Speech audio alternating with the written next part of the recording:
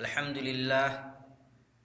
للہ وکفا وسلام علی عبادہ الذین اصطفى اما بعد فاعوذ باللہ من الشیطان الرجیم بسم اللہ الرحمن الرحیم اطیعوا اللہ ورسولہ ولا تنازعوا فتفشلوا وتذهب ريحكم واصبروا ان اللہ مع الصابرین۔ دوستو، عام طور سے میں فروعی مسائل میں مسلمانوں کے درمیان جو اختلافات پائے جاتے ہیں ان کے بارے میں گفتگو کرنے سے بچتا ہوں، لیکن کبھی کبھی بعض مسائل ایسے آتے ہیں جن کے بارے میں گفتگو کرنا ضروری ہو جاتا ہے۔ تراویح کی نماز رمضان المبارک کی اس مقدس مہینے میں صلاۃ تراویح کی جو اہمیت ہے اس کے پیش نظر اور خاص طور سے رمضان المبارک کی آمد کے موقع سے جس قسم کی بحثیں ہمارے درمیان چل پڑتی ہیں ان کے پیش نظر چند باتیں اگر ہم کر لیں تو انشاءاللہ مذائقہ نہیں۔ واٹس ایپ کے ذریعے کچھ ایسے میسیجز سامنے آئے بعض احباب کی جانب سے جن کے اندر دونوں فریق کی طرف سے جو زبان استعمال کی گئی، جس طرح سے ایک دوسرے پہ الزامات کی بوچھار کی گئی، وہ بہت ہی افسوسناک اور حد درجہ پریشان کن تھے۔ آپ کو بتانا چاہوں گا کہ جس طرح کی صورتحال میں آج مسلمان پوری دنیا میں جی رہے ہیں، اس طرح کی صورتحال میں ایک ایسے مسئلے پہ گفتگو کرتے ہوئے جس مسئلے میں بہرحال 2-3 رائے ہو سکتی ہے، گفتگو کا انداز ایسا اختیار کرنا کہ ایک اگر مانتا ہے تو مسلمان ہے اور دوسرا اگر نہیں مانتا ہے تو وہ مسلمان نہیں ہے، بہت خطرناک بات ہے۔ ہم سب کے سب مسلمان ہیں، اللہ اور اس کے رسول پر ایمان رکھتے ہیں، تو یہ ہماری ذمہ داری ہے کہ اللہ اور اس کے رسول کی پیروی کریں اور جہاں تک ممکن ہو سکے فکر و نظر کے اختلاف کو، قرآن و سنت کے سمجھنے کے معاملے میں کوئی اختلاف ہو تو اس اختلاف کو اس اسٹیج پر نہ لے جائیں جہاں سے امت کا اتحاد پارا پارا ہوتا ہو۔ یہ بہت افسوسناک ہے، اللہ ہمیں اس سے بچائے۔ اب آئیے اصل مسئلہ پہ گفتگو کرتے ہیں کہ صلاۃ تراویح کی تعداد رکعات کیا ہے، یعنی کتنی رکعتیں ہیں جنہیں پڑھنا ہے مسلمانوں کو، اور اس سلسلے میں سچائی کیا ہے۔ اب اس کو یہاں سے لیجئے کہ اللہ کے نبی صلی اللہ تعالیٰ علیہ وسلم کا جو عمل ہے اس سلسلے میں حضرت عائشہ صدیقہ رضی اللہ تعالیٰ عنہ سے جب سوال کیا گیا، بخاری شریف کی بہت معروف روایت ہے کہ آپ صلی اللہ تعالیٰ علیہ وسلم کتنی نماز پڑھتے تھے صلاۃ التراویح سے متعلق، قیام اللیل سے متعلق، تو حضرت عائشہ صدیقہ رضی اللہ تعالیٰ عنہ نے بہت واضح انداز میں یہ بتلایا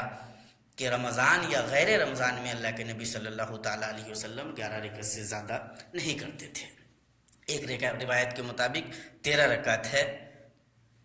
یہ اللہ کے نبی صلی اللہ تعالیٰ علیہ وسلم کا عمل ہے، اور اس سلسلے میں کسی قسم کا کوئی اختلاف پوری امت میں نہیں ہے کہ اللہ کے نبی صلی اللہ تعالیٰ علیہ وسلم سے جو ثابت عمل ہے وہ یہ ہے کہ اللہ کے نبی صلی اللہ تعالیٰ علیہ وسلم رمضان یا غیر رمضان میں 11 رکعت پڑھتے تھے یا 13 رکعت پڑھتے تھے، صلاۃ وتر کو اگر شامل کر دیں تو اس کے ساتھ۔ اس بنیاد پہ ایک فریق کا ماننا یہ ہے کہ تراویح کی نماز چونکہ رسول پاک صلی اللہ تعالیٰ علیہ وسلم سے 8 رکعت ہی ثابت ہے، اس لیے تراویح کی نماز 8 رکعت ہی ہوگی، اور وتر کے ساتھ 11 یا 13 رکعت۔ یہ ایک فریق کی دلیل ہے اور یہی ان کا موقف ہے کہ رمضان المبارک کے مہینے میں صلاۃ تراویح 11 رکعت ادا کی جائے گی، اور اس کے مطابق وہ عمل کرتے ہیں۔ دوسرا موقف یہ ہے کہ یہ صلاۃ التراویح 20 رکعت ہے، اب اگر وطر کی نماز اس میں بڑھا دیں تو وہ 21 ہو سکتی ہے، 23 ہو سکتی ہے۔ اگر 1 رکعت وطر پڑھیں گے تو 21، اور اگر 3 رکعت پڑھیں گے تو 23 رکعت ہو سکتی ہے۔ یہ موقف امام ابو حنیفہ رحمۃ اللہ علیہ، امام شافعی رحمۃ اللہ علیہ، امام احمد بن حنبل رحمۃ اللہ علیہ اور بہت سارے دوسرے علماء کا یہ موقف ہے کہ صلاۃ التراویح 21 رکعت یا 23 رکعت ہے وطر کے ساتھ۔ اس سلسلے میں قابل ذکر یہ ہے کہ اللہ کے نبی صلی اللہ تعالیٰ علیہ وسلم سے کوئی بھی ایسی صحیح حدیث ثابت نہیں ہے جس میں اللہ کے نبی صلی اللہ تعالیٰ علیہ وسلم کا عمل 20 رکعت کا ہو۔ جو ایک حدیث آتی ہے وہ حد درجہ ضعیف ہے، اور اس حدیث کے ضعیف ہونے پہ یہاں تک کہ علماء احناف کا بھی اتفاق ہے، وہ بھی مانتے ہیں کہ اللہ کے نبی صلی اللہ تعالیٰ علیہ وسلم کے بارے میں جو یہ بات آتی ہے کہ آپ نے 20 رکعت پڑھی ہے، وہ حدیث ضعیف ہے، اور زیادہ تر علماء اس حدیث کو اس حد تک ضعیف مانتے ہیں کہ اس کے مطابق عمل کرنے کو جائز نہیں سمجھتے۔ یعنی یہ بات سرے سے غلط ہے کہ اللہ کے نبی صلی اللہ تعالیٰ علیہ وسلم نے 20 رکعت تراویح کی نماز پڑھی ہے۔ تو اگر کسی کا موقف یہ ہے کہ یہ اللہ کے نبی صلی اللہ تعالیٰ علیہ وسلم کی سنت ہے تو یہ موقف درست نہیں ہے۔ انسان کو اپنا یہ موقف درست کر لینا چاہیے کہ اللہ کے نبی صلی اللہ تعالیٰ علیہ وسلم نے کم سے کم 20 رکعت تراویح کی نماز پڑھی ہو، اس کی کوئی دلیل نہیں ہے۔ اللہ کے نبی صلی اللہ تعالیٰ علیہ وسلم کا جو عمل نقل ہوا ہے وہ یہ ہے کہ اللہ کے نبی صلی اللہ تعالیٰ علیہ وسلم نے 11 یا 13 رکعت پڑھی ہے وطر کے ساتھ۔ تو سوال یہ ہے کہ یہ اختلاف آیا کیسے؟ اب اصل جڑ جو ہے وہ یہ ہے کہ اللہ کے نبی صلی اللہ تعالیٰ علیہ وسلم کے دوسرے خلیفہ حضرت عمر بن خطاب رضی اللہ تعالیٰ عنہ نے اپنے زمانے میں جب مسجد میں یہ دیکھا کہ لوگ مختلف انداز میں رمضان المبارک کے مہینے میں اس تراویح کو ادا کر رہے ہیں، تو انہوں نے یہ محسوس کیا کہ اگر تمام لوگوں کو ایک جماعت میں منسلک کر دیا جائے، ایک امام ہو اور وہ امام پڑھائے، تو یہ ایک بہت اچھی بات ہوگی۔ انہوں نے اس کا حکم دیا اور اس حکم کے مطابق عمل ہوا۔ حضرت عمر بن خطاب رضی اللہ تعالی عنہ کا یہ حکم کہ ایک امام کے تحت باضابطہ جماعت سے یہ نماز ہو جائے، لوگ مختلف انداز میں ادا نہ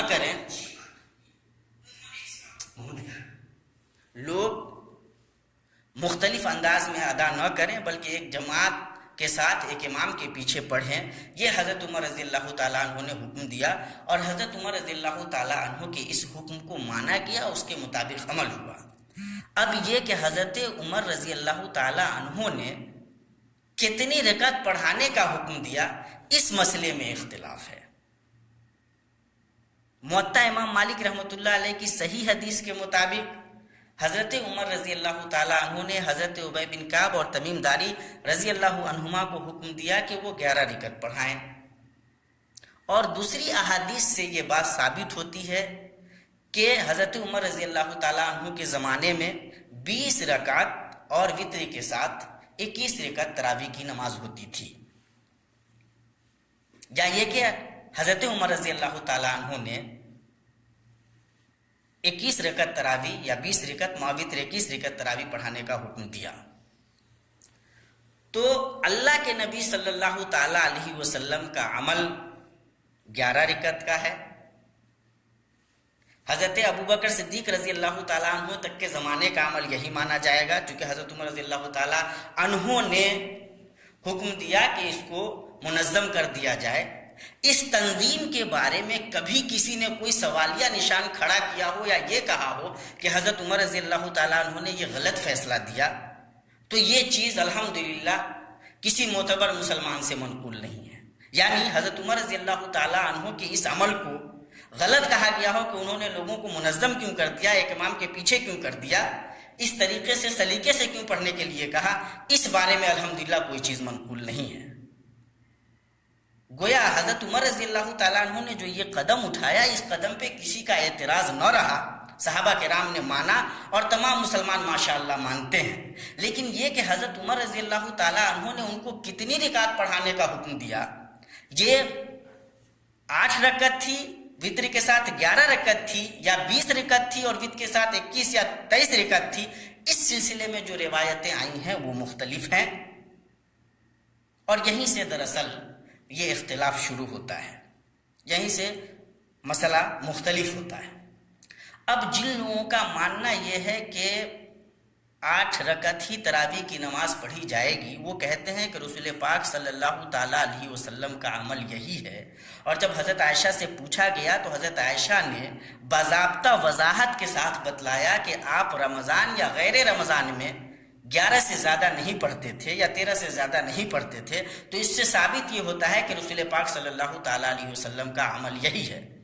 जिन लोगों का ये मानना है उनका ये भी मानना है कि हज़रत उमर रज़ियल्लाहु ताला अन्हु से ये बात साबित नहीं है कि उन्होंने हज़रत उबय बिन काब और तमीम दारी को 11 से ज़्यादा पढ़ाने का हुक्म दिया, बल्कि हज़रत उमर रज़ियल्लाहु ताला अन्हु से भी यही साबित है कि आपने उन्हें 11 ही पढ़ाने का हुक्म दिया। तो ऐसे लोगों का मौक़िफ़ ये है कि अल्लाह के नबी सल्लल्लाहु ताला अलैहि वसल्लम की सुन्नत और हज़रत उमर रज़ियल्लाहु ताला अन्हु के हुक्म को भी सामने रखा जाए तो यही बात समझ में आती है कि तरावी की रकत 11 बनती है वित्र के साथ। अब जो लोग ये कहते हैं कि नहीं 20 रकत पढ़ेंगे, उनका मानना यह है कि हज़रत उमर रज़ियल्लाहु ताला अन्हु ने लोगों को एक इमाम के पीछे जमा भी किया और 20 रकत तरावी का हुक्म भी दिया, या आप रज़ियल्लाहु ताला अन्हु के ज़माने में 20 रकत तरावी पढ़ी गई। हज़रत अली रज़ियल्लाहु ताला अन्हु ने 20 रकत तरावी पढ़ाई या पढ़ी और आपके ज़माने में 20 रकत तरावी पढ़ी गई, या बाज़ ताबईन ने पढ़ी और उन्होंने हज़रात सहाबा किराम रिज़वानुल्लाहि ताला अलैहिम का ये अमल नकल किया कि वो लोग 20 रकत तरावी पढ़ते थे।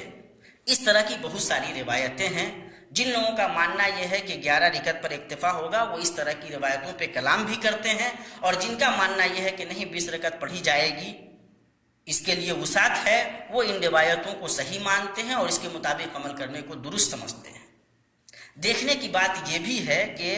जिन लोगों का मौक़िफ़, जैसे अहलुल हदीस का मौक़िफ़ ये है कि 8 रकत ही पढ़ी जाएगी, उनका मानना यह है कि अल्लाह के नबी सल्लल्लाहु ताला अलैहि वसल्लम से ये रकत मुतय्यन है। अल्लाह के नबी सल्लल्लाहु अलैहि वसल्लम से ये रकत मुतय्यन है कि आपने इतनी ही पढ़ी। हज़रत उमर रज़ियल्लाहु ताला अन्हु ने भी इतनी ही का हुक्म दिया, इसलिए ये मुतय्यन रकत है। वो कहते हैं कि 20 रकत वाले जो ये कहते हैं कि नफली नमाज है और नफली नमाज में तादाद रकात अल्लाह के नबी सल्लल्लाहु ताला अलैहि वसल्लम से मुतय्यन होकर नहीं आई है, बल्कि सिर्फ अल्लाह के नबी सल्लल्लाहु अलैहि वसल्लम का वो अमल था जिसे बताया गया है। लेकिन ये कि अगर कोई बंदा 8 से ज़्यादा पढ़े या 8 से कम पढ़े तो उस पर उसकी सरजनिश नहीं की जाएगी, ये 20 रकत वाले कहते हैं। उनका मानना ये है कि ये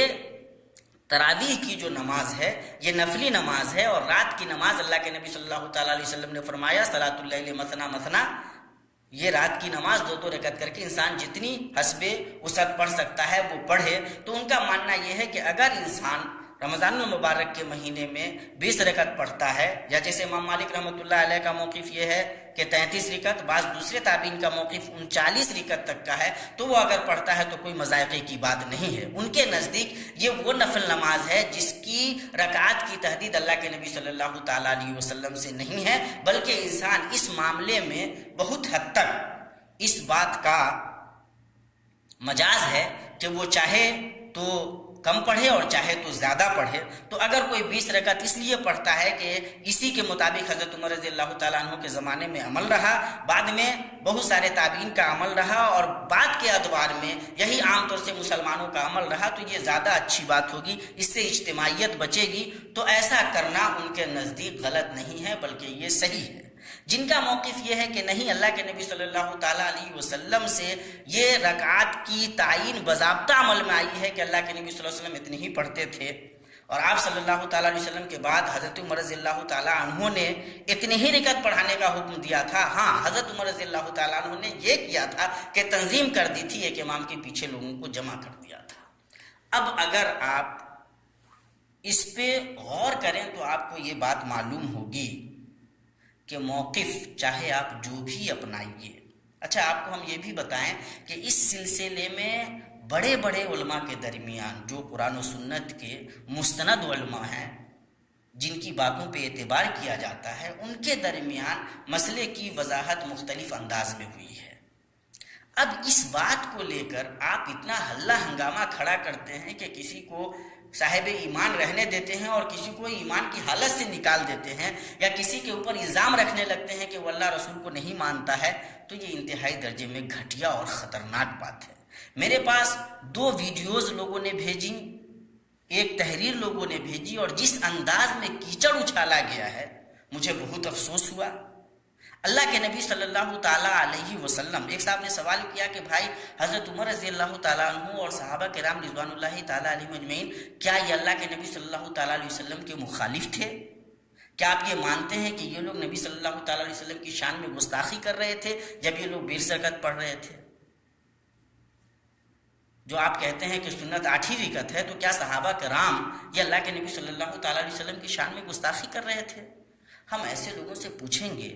تو کیا آپ اللہ کے نبی صلی اللہ تعالیٰ علیہ وسلم کے بارے میں یہ اعتقاد رکھتے ہیں، یا آپ یہ سمجھتے ہیں کہ اللہ کے نبی صلی اللہ تعالیٰ علیہ وسلم جو عمل کر رہے تھے وہ ناکافی تھا؟ تو یہ کتنی غلط بات ہے۔ سوال اس کا نہیں ہے کہ حضرت عمر رضی اللہ تعالیٰ عنہ کا یہ عمل اللہ کے نبی صلی اللہ تعالیٰ علیہ وسلم کے عمل کے موافق ہے یا مخالف ہے۔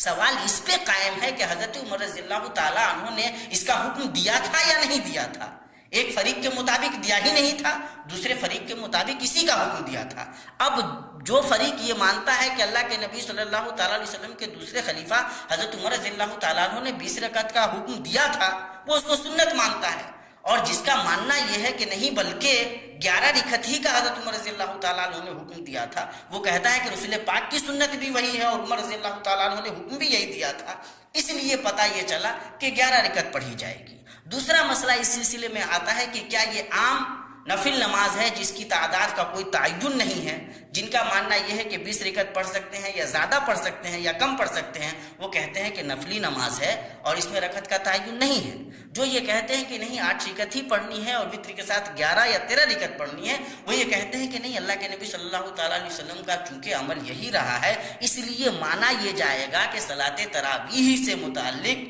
اس نماز سے متعلق اللہ کے نبی صلی اللہ تعالیٰ علیہ وسلم نے تعداد کو متعین کیا ہے اور اسی کے مطابق عمل کیا جائے گا۔ سمجھ میں یہ آیا کہ یہ ایک ایسا مسئلہ ہے جس میں انشاءاللہ توسع ہے۔ اگر ایک آدمی رسول پاک صلی اللہ تعالیٰ علیہ وسلم کی سنت کے اوپر چلنا چاہتا ہے، اور اتنا تو طے ہے کہ اللہ کے نبی صلی اللہ تعالیٰ علیہ وسلم سے 20 رکعت ثابت نہیں ہے، یہ تو طے ہے، اور حضرت عمر رضی اللہ تعالیٰ عنہ کا حکم جو موطأ امام مالک میں آیا ہے وہ بھی ثابت ہے کہ انہوں نے 11 رکعت کا کہا۔ تو جن کا موقف یہ ہے کہ بھائی 8 رکعت پڑھیں گے، 3 رکعت وتر پڑھیں گے، یعنی 11 رکعت پڑھیں گے، تو فبہا و نعما، وہ بہت اچھا موقف ہے۔ اللہ کے نبی صلی اللہ تعالیٰ علیہ وسلم کی سنت پہ عمل کرنا کبھی بھی غلط نہیں ہو سکتا ہے، کبھی بھی غلط نہیں ہو سکتا۔ رسول پاک صلی اللہ تعالیٰ علیہ وسلم کا عمل ہے، اور ایک مسلمان کے لیے اس سے زیادہ اچھی بات کیا ہو سکتی ہے کہ وہ اللہ کے نبی صلی اللہ تعالیٰ علیہ وسلم کی سنت پر چلنا چاہے؟ تو یہ بہت اچھی بات ہو سکتی ہے نہیں، یہ بہت اچھی بات ہے کہ آدمی اللہ کے نبی صلی اللہ تعالیٰ علیہ وسلم کی سنت کے مطابق چلے۔ اب رہی بات کہ جو لوگ 20 رکعت پڑھتے ہیں تو کیا ان کے اوپر طعن و تشنیع کرنا یا ان کی تبدیع کرنا، بدعتی کہنا، یا پھر یہ کہ وہ اللہ رسول کو نہیں مانتے، تو بہرحال یہ بات درست نہیں ہے۔ اس سلسلے میں سمجھنے کا جو موقف ہے اس کو سمجھنا بہت ضروری ہے۔ جس طرح سے چیزوں کو دیکھا گیا ہے، جس طرح سے لوگوں نے دلائل پکڑے ہیں اور استدلال کیا ہے، ان کو نظر میں رکھنا ضروری ہے۔ جب آپ ان کو نظر میں رکھیں گے تو آپ کو سمجھ میں آئے گا کہ 20 رکعت والوں کا موقف ہر چند کے کمزور ہے، لیکن ایسا نہیں ہے کہ آپ ان کو بدعتی کہہ دیں، فاسق کہہ دیں، آپ یہ کہہ دیں کہ یہ قرآن و سنت کو مانتے نہیں ہیں۔ تو یہ بات درست نہیں ہے۔ سچی بات یہ ہے کہ رسول پاک صلی اللہ تعالیٰ علیہ وسلم کی سنت کے مطابق عمل کرتے ہوئے اگر کوئی 11 رکعت پڑھ رہا ہے تو بہرحال یہ بہت اچھی بات ہے۔ رسول پاک صلی اللہ علیہ وسلم کی سنت یہی ہے۔ حضرت عائشہ صدیقہ رضی اللہ تعالیٰ عنہ کا بیان اس سلسلے کو بہت کلیئر طریقے سے واضح کرتا ہے۔ حضرت عمر رضی اللہ تعالیٰ عنہ نے موطأ امام مالک کی صحیح روایت کے مطابق بھی حضرت ابی بن کعب اور تمیم داری رضی اللہ تعالیٰ عنہ کو اسی بات کا حکم دیا تھا۔ تو اگر اس کے مطابق ہم عمل کرتے ہیں تو بڑی اچھی بات ہے۔ لیکن جو لوگ 20 رکعت والی روایتوں کو درست مانتے ہیں، حضرت عمر رضی اللہ تعالیٰ عنہ کے زمانے میں 20 رکعت اگر پڑھی گئی ہے، حضرت علی رضی اللہ تعالیٰ عنہ کے زمانے میں پڑھی گئی ہے، اور بعد کے دور میں بھی مسلمانوں کا جم غفیر کا اس پر عمل رہا ہے اور آج بھی عمل ہے، اور اس کے پیچھے وجہ یہ ہے کہ یہ نفل نماز ہے اور اس میں تعداد کا کوئی تعین نہیں ہے، رات کی نماز ہے، نفل کی نماز ہے، جتنی پڑھیں گے اتنا زیادہ ثواب ملے گا، تو ان کا اپنا ایک موقف ہے اور اس موقف کا ہمیں احترام کرنا چاہیے۔ اس کی بنیاد پہ تبدیعی یعنی کسی کو بدعتی قرار دینا یا دین سے ناسمجھ بتانا، یہ چیزیں بہرحال درست نہیں ہے۔ اسلاف سے اس سلسلے میں جو چیزیں کھل کر سامنے آئی ہیں اس میں توسع ہے۔ بہتر یہ ہے کہ زیادہ سے زیادہ قرآن و سنت کے مطابق چلنے کی کوشش کی جائے، رسول پاک صلی اللہ تعالیٰ علیہ وسلم کی سنت پہ عمل ہو، لیکن ساتھ ہی ساتھ ہمارے اسلاف کا جو موقف رہا ہے، جو طرز فکر و عمل رہا ہے، اس طرز فکر و عمل کو نہ چھوڑا جائے۔ ایک دوسرے پہ الزام تراشی کرنے کی یہ عادت اچھی نہیں ہے۔ ایک صاحب کا ویڈیو میں دیکھ رہا تھا، انہوں نے کہا کہ بھائی یہ